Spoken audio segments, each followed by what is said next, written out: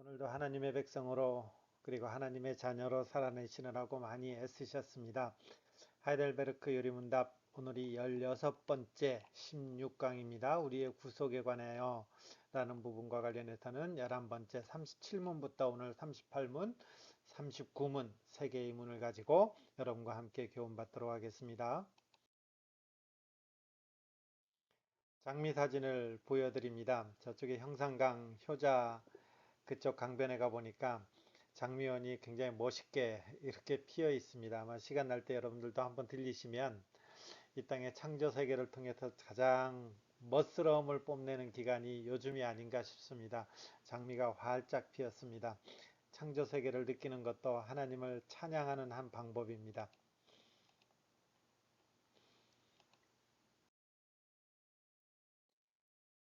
자, 우린 지금 이것을 하고 있죠. 나는 믿습니다. 라고 했을 때 무엇을 믿습니까? 나는 성부 하나님을 믿습니다. 그 다음에 나는 그의 유일하신 아들 우리 주 예수 그리스도를 믿습니다. 성자 하나님을 믿습니다.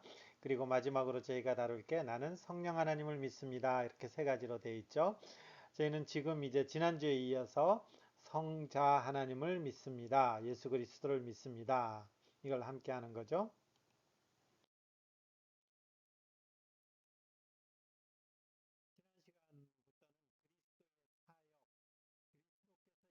오셔서 무슨 일을 하셨습니까? 이런 질문을 하는 것입니다.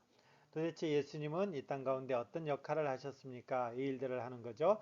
지난 시간부터 살펴보고 있습니다. 지난 시간에는 그는 성령으로 잉태되어 동정녀 마리아에게 나서 나셨습니다. 성육신 하시는 것 이렇게 했고요. 오늘은요.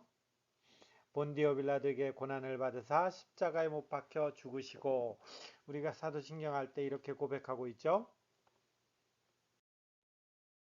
오늘은 이 부분과 관련해서 우리가 함께 나누도록 하겠습니다. 자, 지난 시간에 있었는데 잠시 한 번 더 살펴볼게요. 그리스도의 사역과 관련했을 때에 그리스도의 사역을 이런 상태 속에서 나타냈습니다. 첫 번째가 비하, 성육신하는 것, 고난받은 것, 죽은 것, 장사 지낸 것. 그리고 저희 사도신경에는 없지만 음부강하, 지옥에 내려가시는 것. 그 다음에 승기라고 했을 때는 우리가 부활하신 것, 승천하신 것, 하나님 우편에 자정하시는 것, 그리고 나중에 예수 그리스도께서 심판주로 재림하시는 것, 이 예수 그리스도의 비하와 승기를 통해서 예수님의 사역이 드러나십니다. 이것이 예수님의 사역입니다. 우리는 이렇게 전체적으로 그림을 그리고 우리가 시작하는 것이죠. 자, 이사야 53장 2절에서 5절까지 말씀 우리가 잘 아는 말씀인데 한번 볼게요. 그는 이 이사야 시대 이 그는 했을 때 예수님이라고 우리가 직접적으로 말하지 못하죠. 왜냐하면 그 당시에는 그냥 메시아 뭐 이렇게 해야 되겠죠. 이 메시아는 주 앞에서 자라나기를 연한 순 같고 마른 땅에서 나온 뿌리 같아서 고운 모양도 없고 풍채도 없은즉 우리가 보기에 흠모할 만한 아름다운 것이 없도다. 그 다음부터 이제 이 메시아의 고난이 나오는데 그는 멸시를 받아 사람들에게 버림받았으며 간고를 많이 겪었으며 질고를 아는 자라. 마치 사람들이 그에게서 얼굴을 가리는 것 같이 멸시를 당하였고 예수님이 멸시를 당하셨고 우리도 그를 귀히 여기지 아니하였도다. 그는 실로 우리의 질고를 지고 우리의 슬픔을 당하였거늘 우리는 생각하기를 그는 징벌을 받아 하나님께 맞으며 고난을 당한다 하였노라. 그가 찔림은 우리의 허물 때문이요 그가 상함은 우리의 죄악 때문이라. 그가 징계를 받음으로 우리는 평화를 누리고 그가 채찍에 맞음으로 우리는 나음을 받았습니다. 예수님 오시기 6, 700여 년 전에 이사야라는 선지자를 통해서 말씀하신 그 내용이죠.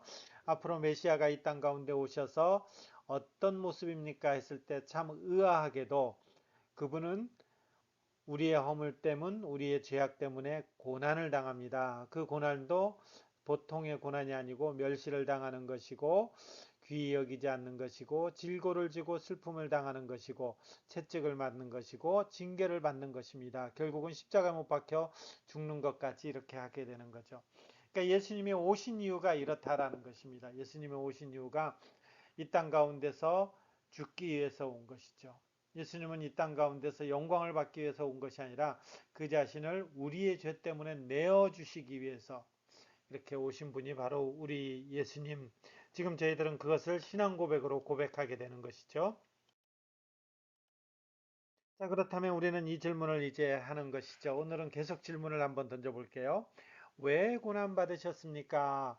왜 고난 받아야 됩니까? 라고 했을 때에 이 고난이라는 것은 죄의 결과죠. 인생들이 하나님 앞에서 범죄함으로 말미암아서 인생들에게 소위 고난이 있게 되는 거죠. 그렇기 때문에 이 죄의 결과라는 것은 고난받는다라는 것은 죄인에게 부과된 하나님의 형벌입니다. 그렇기 때문에 예수님께서 고난받으셨다라는 것은 우리에게 부과된 그 죄의 형벌과 관련 있는 것이죠. 그럼 왜 우리에게 주어진 부과된 그 형벌을 왜 죄 없는 예수님이 이 형벌을 받으셨습니까? 이런 우린 질문을 하는 것이죠. 여기에 우리는 뭐라고 답하는 건가요? 이 그리스도의 특별한 역할 때문에 그렇죠. 그리스도께서는 우리의 대표자 그리고 우리의 중보자가 되시고 계시죠. 하나님께서 당신의 아들을 이 세상에 보내셔서 그분이 우리의 형벌을 담당하도록 하신 것이죠. 아까 우리가 이사야 53장에서 보았죠. 그래서 우리가 고린도후서 5장 21절 보면 여러분 교환에 나와 있습니다. 하나님이 죄를 알지도 못하신 자로 우리를 대신하여 죄를 삼으신 것은 우리로 하여금 저희 안에서 하나님의 의가 되게 하려 하신다. 그러니까 우리를 대신했는데 누구냐면 예수님이라는 거죠. 그분은 어떤 분이시냐? 죄를 알지도 못한다는 거죠. 근데 우리가 죄의 형벌로서 받는 이 형벌을 예수님이 감당하셨다라는 것은 우리의 죄에 대한 진노를 그분이 다 담당하신 거라는 것이죠. 그래서 예수 그리스도의 죄 때문에 고난 받으신 것이 아니라 우리의 죄 때문에 고난 받은 그런 일들이 일어나는 것이죠.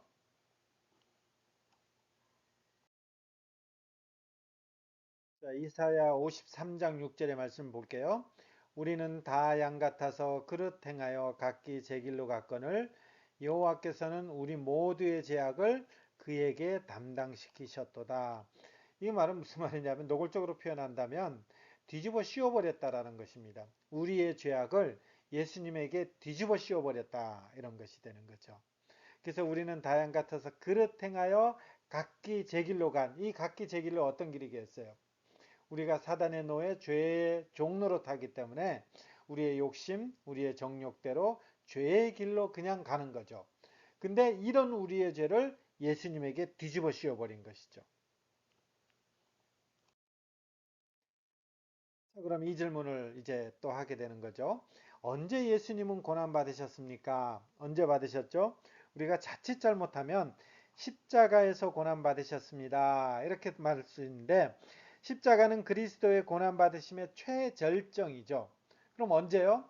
아마 가장 큰 고난은 최절정인 십자가를 칠 수 있지만 가장 큰 고난은 성육신 이것이죠. 하나님이신 그분께서 이 연약한 인간의 몸을 입으셨다라는 이 자체가 이제 고난이죠. 그래서 십자가에 고난 받으셨다라는 것은 어, 어떤 고난에 있어서 가장 커 보이는 것은 틀림이 없지만 고난이 시작된 곳은 바로 성육신이죠. 그래서 그리스도의 고난 받으심은 그분의 생애가 시작될 바로 그때부터 고난이 시작되신 것이고 예수님의 고난은 전 생애 동안 예수님은 고난 받으신 것이 되는 거죠. 전 생애 동안요. 자, 그 다음에 이제 질문. 어떻게 고난 받으셨습니까? 라는 거죠. 예수님의 몸만 고난 받으셨습니까? 아니면 영혼도 고난 받으셨습니까?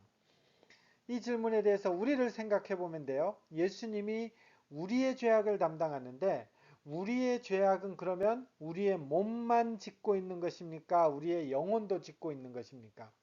우리의 전인이 다 하나님 앞에 범죄하는 거죠. 전인이라는 것은 우리의 육신과 그리고 우리의 영혼을 말하는 거죠. 이 우리의 육신과 우리의 영혼이 하나님 앞에서 범죄했기 때문에 전인이 범죄했기 때문에 우리는 이것을 이 몸과 모든 영혼으로 우리가 형벌받는 것이기 때문에 예수님은 고난받으신다라고 했을 때에 몸과 영 모든 것으로 고난받으시는 것이 되는 것이죠. 그리스도의 고통받으심은 십자가에 못 박히시 직전 본디오 빌라도 수하에 있는 사람들의 손에서 받으셨던 채찍질에 제한되지 않는 것이죠.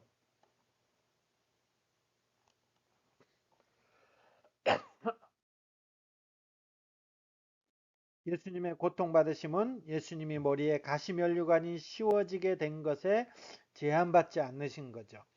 예수님이 손과 발에 못이 박혀질 때 당하신 그 고난에 제한할 될 수가 없는 것이죠. 그리스도께서 당신의 영혼으로 당신은 당하신 그 고통도 있었던 것입니다. 사람이 몸과 영으로 범죄했기 때문에 우리의 중보자는 몸과 영혼 모두 고통을 받으셔야 했던 것이죠. 그리스도는 파멸로부터 우리의 몸과 영혼을 건지시려면 그리스도의 몸과 영혼 둘 다 고통을 받으셔야 되는 것입니다. 심지어 십자가상에서는 하나님 앞에 버림받는 이런 일까지 고통당하시죠. 자, 그러면 이게 제목이 잘못됐네요. 죄송합니다. 언제가 아니고 왜 본디오 빌라도냐라는 거죠. 왜 우리는 고백할 때마다 왜 이 본디오 빌라도에게 고난을 받으사, 이 정확한 표현으로는 본디오 빌라도 아래에서요. 본디오 빌라도는 사실 보면 굉장히 소극적이죠. 예수님의 어떤 것들을 하는 데 대해서 판단하는 데 대해서 굉장히 소극적이고 그리고 굉장히 조심스럽죠. 근데 왜 우리는 시장 고백하면서 이 본디오 빌라도라는 이 이름을 그렇게도 거명합니까? 라고 했을 때에 예수님이 그 재판받는 그 장면이 이것은 개인의 어떤 것이 아니라 개인의 차원이 아니라 공적이고 법률적인 차원이라 그렇다는 거죠. 그 공적인 역할을 수행하는 최고재판관 사형 판결에 책임이 있는 사람이 누구냐? 그 사람이 바로 본디오 빌라도라라는 거죠.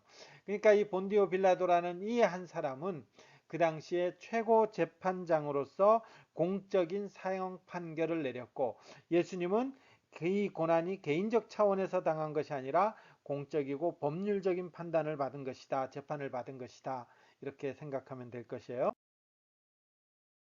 자, 그러면 이 질문을 하나 하는 거죠. 왜 하필 십자가입니까? 이 질문이죠. 십자가입니까? 왜냐하면 다른 형벌들도 참 많이 있잖아요. 그리고 십자가만큼 고통스러운 것도 사실 많은 처형 방법들이 있는데 왜 십자가입니까? 이렇게 했을 때 우리는 성경에서 찾는 것이죠. 신명기 21장 23절에 보면 나무에 달린 자마다 저주를 받았다, 이렇게 되는 거죠.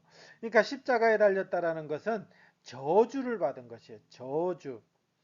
그러니까 그리스도가 십자가에서 죽으심으로 그리스도는 지금 저주를 받는 거죠. 누구의 저주를 받는 건가요? 우리 위에 부과된 그 저주를 예수님은 지금 십자가에서 짊어지고 계시는 것입니다. 여러분, 교환을 보면 갈라디아서 3장 10절 말씀을 제가 적어놨는데요.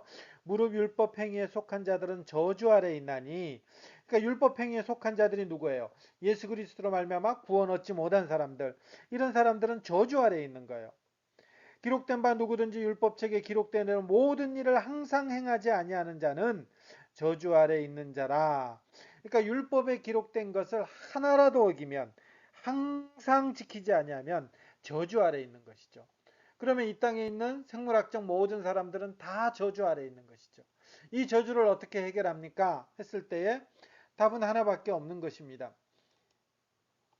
누군가가 이 저주를 대신 짊어지셔야 되는데, 그 대신 짊어지시는 분이 누구냐면 예수 그리스도. 그래서 그분은 십자가에 달리시게 된 것이죠. 그러니까 우리는 이 율법 행위에 속한 자들이 다 저주 아래 있다라고 했을 때에 우리는 불신 지옥, 예수 믿지 않으면 지옥 갑니다, 이 말보다 사실 더 정확한 것은 뭐냐면 악행 지옥, 행동을 통해서 우리가 하는 행동이 그 율법에 이렇게 비추어 보았을 때에 그 율법을 어겼기 때문에 우리는 그거에 대한 벌로서 지옥 가게 되는 것이죠. 그래서 그런 어떤 저주를 예수 그리스도가 지금 십자가에서 달리시면서 이것을 이제 다 감당하게 된 것입니다. 자, 그러면 이 예수님이 이제 나중에 다음 시간 계속해서 보겠지만 이 예수님이 이런 고난 당하시고 그다음에 십자가의 저주를 다 담당하셨다라고 했을 때에 이런 부분이 우리하고 무슨 상관이 있습니까? 내 살아가는 거하고 무슨 상관이 있습니까? 라는 이 질문을 하게 되는 거죠.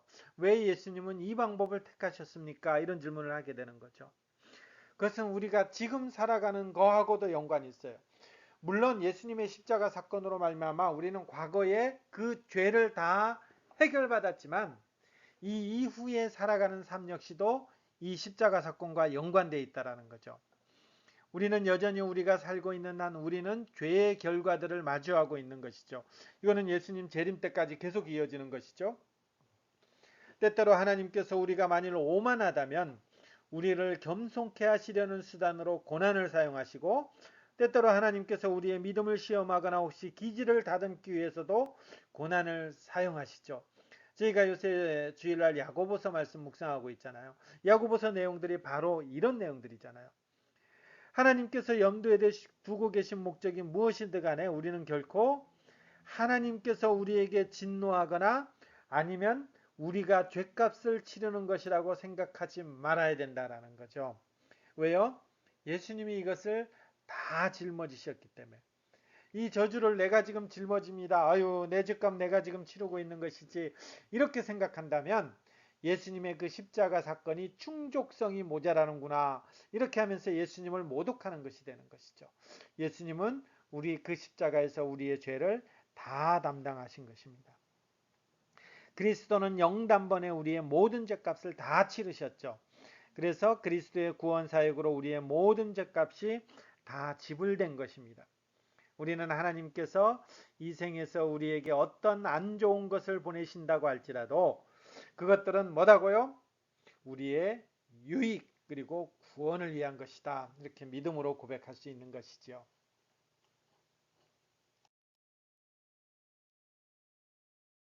자, 이제 하이델베르크 텍스트를 보면서 함께 하겠습니다.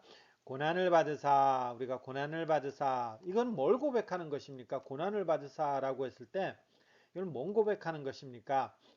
그리스도는 이 세상에 사셨던 모든 기간에 특히 생의 마지막 시간에 모든 인류의 죄에 대한 하나님의 진노를 자신의 몸과 영혼에 짊어지셨습니다.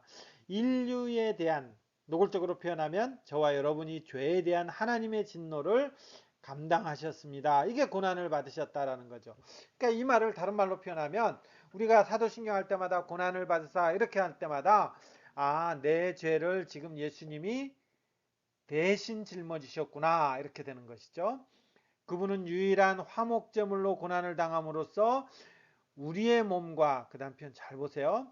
우리의 몸과 영혼을 영원한 저주로부터 구원하셨고 우리를 위해 하나님의 은혜와 의와 영원한 생명을 얻으셨습니다. 그러니까 우리가 사도신경에 고난을 받으사 고백할 때 이런 생각을 갖고 이 고백을 하라는 거죠. 우리 고백은 고난을 받으사 이 한마디로 고백하지만 우리는 이 고백할 때마다 뭘 생각한다고요? 나의 죄에 대한 하나님의 진노를 예수님께서 짊어지셨구나. 그리고 그분이 그것을 짊어짐으로 말미암아서 나는 구원받았고 하나님의 은혜, 하나님의 의, 하나님의 영원한 생명에 나를 포함시켜 주셨구나. 이것을 고백하면서 감사하는 고백이 고난을 받으사 이렇게 되는 것이죠. 38분. 그분은 왜 재판장 본디오 빌라도 우리는 본디오 빌라도에게 이렇게 돼 있는데 영어 표현으로 본다면 아니 원래 표현도 아래에 있어요. 언더라는 단어를 사용했죠. 왜 본디오 빌라도 아래에서 고난을 받으셨습니까? 그리스도는 죄가 없지만 세상의 재판장 공적인 재판장에서 정죄를 받으셨으며 이것은 우리에게 임할 이 세상의 재판장에게 정죄를 받는다는 것을 통해서 이 정죄는 누구에게 있는 거예요? 사실 우리에게 임하게 되는 이 하나님의 준엄한 심판을 상징하는 것이죠. 여기서 우리를 구원하셨기 때문에 여기에 최고 재판장인 본디오 빌라도 이름을 거명하는 것이죠. 그리스도께서 십자가에 못 박히심은 달리 돌아가신 것보다 특별한 의미가 있습니까? 그러니까 아까 설명드렸던 부분 기억나시죠? 십자가에 왜 꼭 못 박히셔야만 됐습니까? 이 질문이라는 거죠. 그렇습니다. 특별한 의미가 있다라는 거죠. 십자가에 달린다는 하나님께 저주를 받은 자이므로 그가 십자가에 달리심은 내게 임한 저주를 받은 것이라고 확신합니다. 그러니까 내가 십자가에 못 박히사 이런 고백을 할 때마다 그 저주를 내게 있는 그 저주를 예수님이 받으셨구나. 이렇게 고백하는 신앙 고백이 십자가에 못 박히심 이렇게 되는 것이죠. 오늘 이제 37문, 38문, 39문 십자가에 죽기까지 우리를 사랑하시사 저주를 대신 다 받으신 이 주님의 은혜를 기억하면서 이제후로는 죄를 멀리하고 우리를 피로 값주고 사신 우리 주님 예수 그리스도를 기쁘게 해드리며 살아가시는 그런 여러분들이 되시기를 간절히 기원하며 축복합니다. 고맙습니다. 평안한 밤 되십시오.